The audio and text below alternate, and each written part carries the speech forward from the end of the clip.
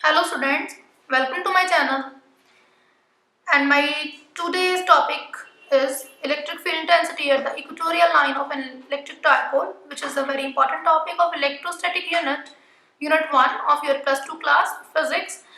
And इस topic को study करने से पहले हमें पता होना चाहिए कि इक्वेटोरियल लाइन जो है वो क्या है।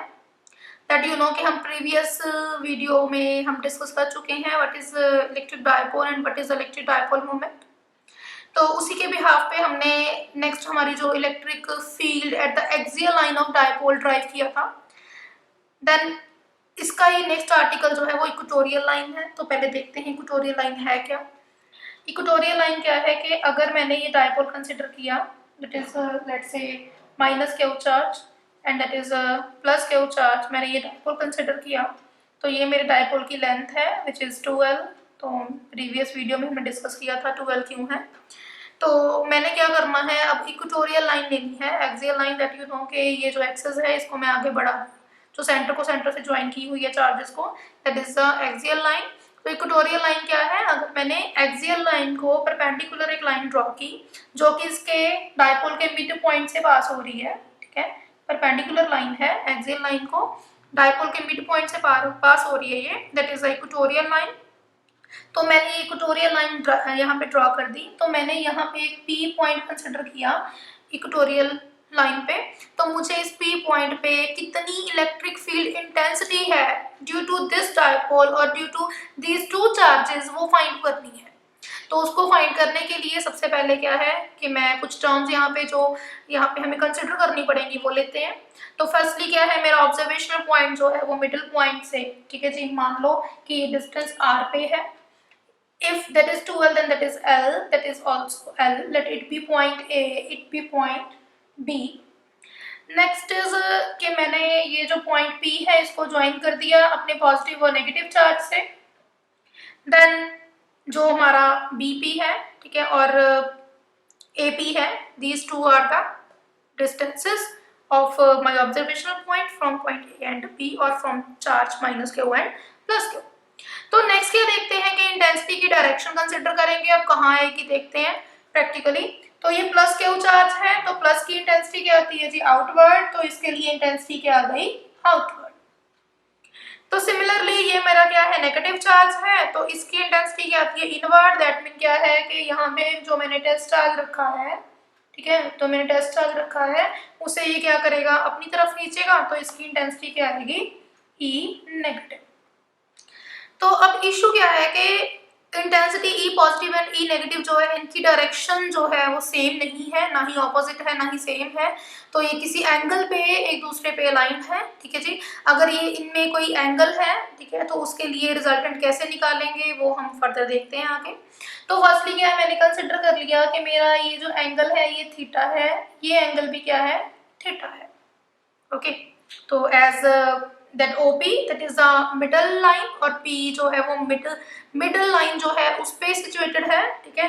तो अंडरस्टूड है कि AP distance and BP distance equal होगा, ठीक है। अगर ये डिस्टेंसेस भी इक्वल है तो एंगल भी क्या बनेगा, इक्वल बनेगा। तो फर्स्ट देखते हैं कि BP और AP डिस्टेंस की वैल्यू कितनी आएगी। तो ये मैंने ट्रायंगल ले ली, कौन सी ट्रायंगल है ये, that is my triangle BOP, ठीक है।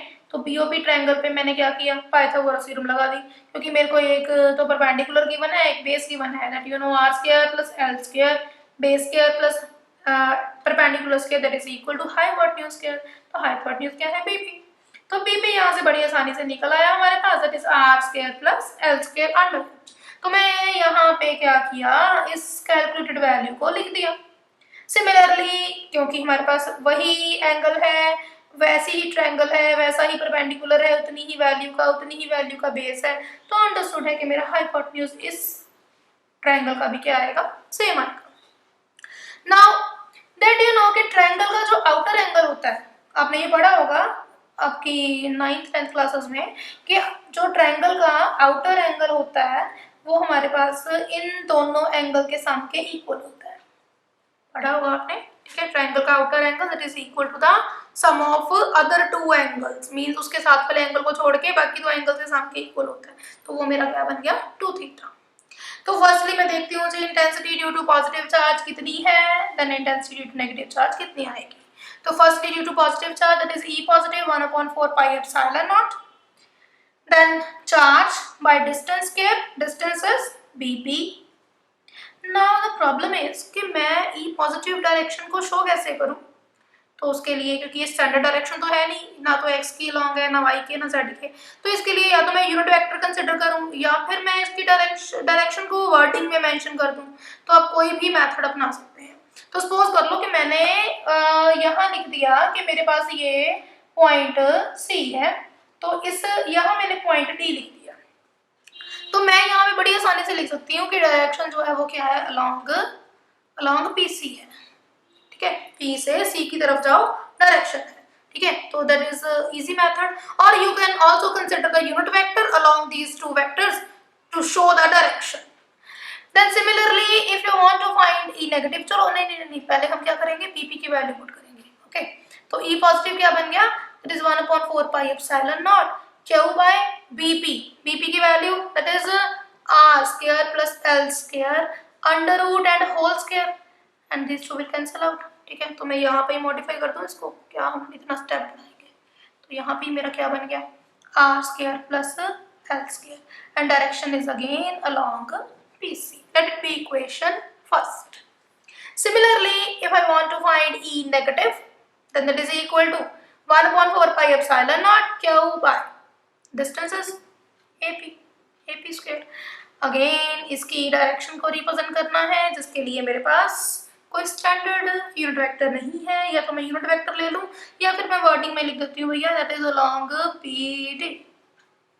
Then E negative that is equal to 1/4 pi epsilon naught Q by, what is the value of AP? AP as we have already calculated, that is R square plus L square. Again under root है, square है, cancel हो जाएंगे, तो इसको यही लिख देते हैं that is along PD. Let it be equation second. तो हमें करना क्या है, हमें इसका रिजल्टेंट फाइंड करना है. रिजल्टेंट कैसे फाइंड करें हम, है ना, तो अब क्या है, डायरेक्शन जो है वो डिफरेंट है, एक की डायरेक्शन इधर है PC के लॉन्ग, एक की PD के लॉन्ग है. तो हम याद करते हैं हमारी प्रीवियस क्लास को, +1 क्लास को, हमने क्या पढ़ा था कि अगर दो वेक्टर क्या है, दो वेक्टर अलग अलग डायरेक्शन में पॉइंटिंग है, तो उसके लिए हमें क्या करना है, हमें रिजल्टेंट फाइंड करने के लिए पैरेललोग्राम को कंप्लीट कर देना है और डायगोनल जो है वो रिजल्टेंट देगा. तो सिमिलर मैंने यहाँ पे किया, तो मैंने क्या किया, इस पैरेललोग्राम को कंप्लीट कर दिया. देखो, तो यहाँ पे हम पैरेललोग्राम बना देते हैं. ठीक है, तो पैरेललोग्राम को मैंने कंप्लीट किया,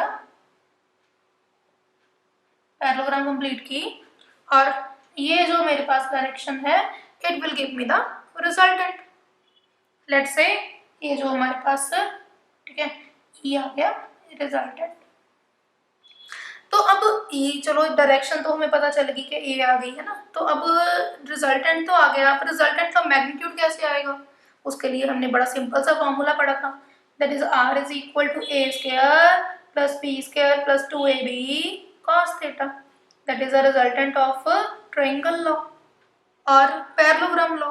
ठीक है, तो हमने यहाँ पे पैरेललोग्राम लॉ अप्लाई किया, तो इसका रिजल्टेंट हमें कैसे मिलेगा, तो रिजल्टेंट का मैग्नीट्यूड निकालते हैं. दैट इज पहला हमारा क्या है, ए क्या है, पहला vector that is E positive square plus दूसरा vector E negative square plus 2 E positive E negative cos of theta. अब दोनों में थीटा कितना है, देखो यहाँ से थीटा कितना दोनों में, 2 थीटा.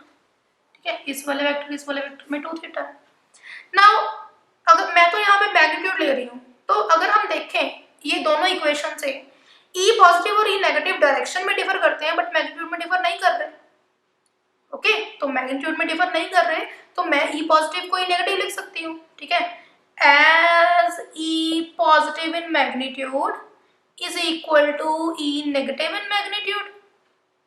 Magnitude में equal है, therefore E positive can be written as E negative, not in vector form, in magnitude only. Then E is equal to, that becomes E positive square 2 E positive, that becomes E positive square cos of 2 theta. Okay, तो next क्या करना है जी हमें, अब इसे हम simplify थोड़ा सा करेंगे, और तो कैसे करेंगे, that becomes E positive square that becomes 2E positive square plus 2E positive square cos of 2 theta. अब आपने यहाँ पे क्या करना है, cos 2 थीटा को थोड़ा सा और सिंप्लीफाई कर लेते हैं ताकि हम cos थीटा बना लें इसको। cos थीटा कैसे बनाएंगे, उसके लिए अपना ट्रिग्नोमेट्री का फॉर्मूला यूज करेंगे। ट्रिग्नोमेट्री का फॉर्मूला क्या पढ़ा जी हमने पढ़ा है 2 cos square theta that is equal to 1 plus cos 2 theta. ठीक है जी, तो हम ना ये वाला फॉर्मूला जो है वो इसको यहाँ पे यूज करेंगे कि 1 प्लस cos 2 थीटा। ठीक है, तो इसको हम 2 cos के थीटा लिख सकते हैं। तो पहले इसको बनाइए, यहाँ पे कैसे आएगा देखते हैं। देखो that is 2e positive square, दोनों के पास है, कॉमन ले लूँ, 1 प्लस cos 2 थीटा बन गया जी 1 प्लस cos 2 थीटा। अब ये वाली वैल्यू जो है 2 cos के थीटा यहाँ पे पुट कर देते हैं, तो क्या बना 2e positive square into 2 cos square theta that is an under root. देखो अब अंडर रूट को सॉल्व करना कितना सिंपल हो गया हमारे लिए। 2 ट्वाइस है तो अंडर रूट में से एक बार बाहर आ गया अंडर रूट में से, तो e पॉजिटिव का स्क्वायर है तो 1e पॉजिटिव बाहर आ गया, इनटू cos स्क्वायर थीटा है तो एक बार cos थीटा बाहर आ गया। तो हमारा ये सिंप्लीफाई करने के बाद e की वैल्यू जो है, मैग्नीट्यूड जो है वो इतना आ गया। अब क्या है जी, और सिंप्लीफाई करना है तो कैसे करेंगे, अब e पॉजिटिव की वैल्यू हम फिल कर देते हैं यहाँ पे, और क्या that is 1/4 pi epsilon naught Q by कितनी है जी r square plus l square. हमें तो मैग्नीट्यूड चाहिए, डायरेक्शन नहीं लेंगे, सिर्फ मैग्नीट्यूड ले रहे हैं, इनटू नेक्स्ट क्या है cos ऑफ थीटा। भाई cos थीटा को भी सॉल्व कर लेते हैं। cos थीटा कैसे सॉल्व होगा, तो इस ट्रायंगल से कर लेते हैं। थीटा के सामने वाली साइड क्या है, परपेंडिकुलर, तो cos क्या होता है, cos theta is equal to base upon hypotenuse. Okay, तो यहाँ पे बेस कितना देखो, बेस इसके सामने वाली साइड क्या है, परपेंडिकुलर, तो ये बेस है, बेस कितना l, l by this l by r square plus l square that becomes cos theta. तो यहाँ पे मैंने लिख दिया that is l by r square plus l square under root. तो ये बन गया जी मेरा cos थीटा। तो इसको और सिंप्लीफाई कर लें, और सिंप्लीफाई कैसे करेंगे, that you no q into 2l that becomes, last lecture में पढ़ा, that becomes dipole moment p that becomes 1/4 pi epsilon naught p। तो यहाँ देखो ये है पावर 1, इस स्क्वायर रूट का मतलब क्या होता है, अंडर रूट का मतलब क्या होता है 1/2, देन 1 प्लस 1/2, 1 प्लस 1/2 कितना होता है 3/2, right, I can write it as that is 3/2। तो ये मेरे पास क्या आ गई, that is electric field intensity. ठीक है जी, due to that dipole at the equatorial line. अगर बात करें अब इसके वेक्टर फॉर्म की, तो वेक्टर फॉर्म में कैसे लिखेंगे, तो इसके लिए मैं इसको रब कर रही हूँ, तो यहाँ से ही हम आगे कंटिन्यू करते हैं टॉपिक। तो यहाँ पे क्या है, देखो वेक्टर फॉर्म में रिप्रेजेंट करना है, तो हम यहाँ पे देखते हैं कि वेक्टर फॉर्म में मेरी की डायरेक्शन क्या आ रही है, that is along negative X axis. Okay, along negative X axis, और यू कैन से कि डाइपोल मोमेंट क्या है जी, from negative to positive p। Dipole moment की डायरेक्शन ये है, p की e की डायरेक्शन क्या है, opposite, means these two are the vectors but opposite to each other, so I can show it as 1/4 pi epsilon naught minus p vector upon r square plus l square raised to power 3/2। okay, you can also write it as, अगर minus p नहीं लिखना है तो minus i cap लिख सकते हो, कि यहाँ पे क्या आ रही है, नेगेटिव एक्स एक्सिस की ओर आ रही है, तो you can write it as also. Okay, तो नेक्स्ट आता है कि अगर वही केस स्पेशल जो हमने हमारे लास्ट वीडियो में भी डिस्कस किया एक्सियल लाइन के केस में, तो स्पेशल केस क्या है जी हमारा, अगर हमने क्या मान लिया, if dipole length is very small. ठीक है जी, अगर मेरे डाइपोल की लेंथ क्या है, स्मॉल है, लेंथ स्मॉल है तो क्या करेंगे, दैट मीन क्या है, r is much greater than l, means r distance बहुत दूर है, p पॉइंट ऑब्जर्वेशन जो है वो बहुत दूर है। ठीक है जी, कंपैरेटिव टू l, मींस ये मीटर्स में है, ये क्या है मिलीमीटर्स में, ठीक है, और स्मॉलर देन दैट। तो हम क्या करेंगे फिर, तो उसके लिए हम इसको नेग्लेक्ट कर देंगे। ठीक है, l को, l डिनोमिनेटर में, इसको नेग्लेक्ट कर दिया, तो e कितना आ गया 1/4 pi epsilon naught p vector by l को नेग्लेक्ट कर दिया, 0 बन गया, तो that will give you r square raised to power 3/2 that becomes r cube, क्योंकि स्क्वायर से ये 2 1/2 कट गया तो r क्यूब रह गया। ठीक है, तो यहाँ पे लिख भी देते हैं, चलो r square raised to power 3/2 है ना, तो ये कट गया। ठीक है, that is minus i cap, or you can say E vector 1/4 pi epsilon naught P by r cube minus I cap. That is the electric field intensity at the equatorial line of electric dipole. ठीक है, तो ये हमारे पास क्या है, electric field intensity आ गई equatorial line पे। ठीक है जी, देन हमने क्या किया कि इसमें शॉर्ट जो डाइपोल है वो कंसिडर किया स्मॉल लेंथ का डाइपोल है। तो क्या डिफरेंस है, अगर हम डाइपोल की लेंथ को इग्नोर करते हैं, स्मॉल डाइपोल लेते हैं, तो हमने उसमें पढ़ा था कि हमारे पास जो एक्सियल है, ठीक है, एक्सियल लाइन की इंटेंसिटी क्या आती है, 1/4 पाई एप्सिलॉन नॉट आती है।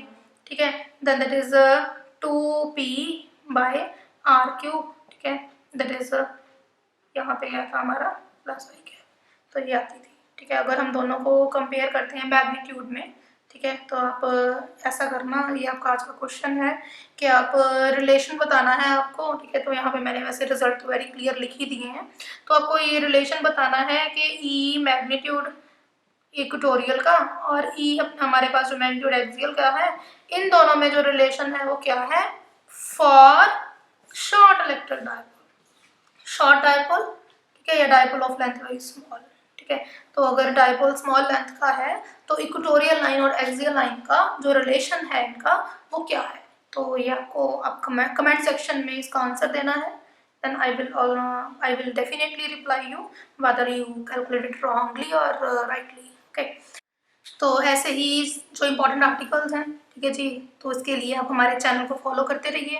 हम इसके इम्पोर्टेंट जो आर्टिकल्स हैं वो सारे लेके आएंगे। तो नेक्स्ट आर्टिकल में मैं शॉर्ट इलेक्ट्रिक डाइपोल के लिए, अगर आपको डायरेक्टली निकालनी हो शॉर्ट इलेक्ट्रिक डाइपोल के लिए इंटेंसिटी एट एनी पॉइंट, तो यहाँ तो हमने की इक्वेटोरियल लाइन और एक्सियल लाइन पे, अगर आप एनी पॉइंट पे निकालते हो तो उसके लिए हम कैसे फाइंड करेंगे वो हमारा नेक्स्ट आर्टिकल होगा।